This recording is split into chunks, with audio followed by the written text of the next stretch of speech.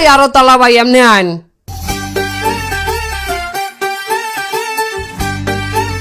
এই তরমুজের শ কত করিয়া 100 পিস 10,000 টা। কি কয়েন হয় ওইটা ওইটা 15,000। এই এক উড়া দেখি এই এই এই লারোডা এই শ কত করিয়া এইটা 7,000 একদম।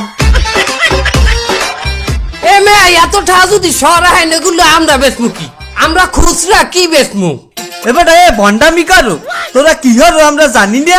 এবারে আমার একটা তরমুজে 7-8 কেজি ওজন, আমরা তো এই তো গোদার 100 টা 150 টা পিস বেচি, আর তোরা এই তরমুজটারে নিয়ে কেজি বেচো 50 টা। একটা তরমুজে 150 200 টা 250 টা লাভ করো। তাও তাও তাও আর অত দূর যাইয়েন না বাবা, একটু কমাই দেখেন, আমরা নেত্রই নেই আমরা দাঁড় দেয়া, একটু কমাই দেখেন, অত দূরে যাইয়েন না বাবা। এইটার শ কত করিয়ে বেচবেন সেইটা কয়েন। এবারে এটা 10,000 টাকার নিচে রাখা যাইবে না। একটা মাল খেত দিয়ে আনতে কত টাকা খরচা হয় জানো? টলারে করে আনি পট্টখালি দিয়ে বরিশাল দিয়া। এইটা 100 দেন। এ ব্যান বলা তুই ব্যান বলা এই চোতা করতে হইবে টাহা মেমু আও।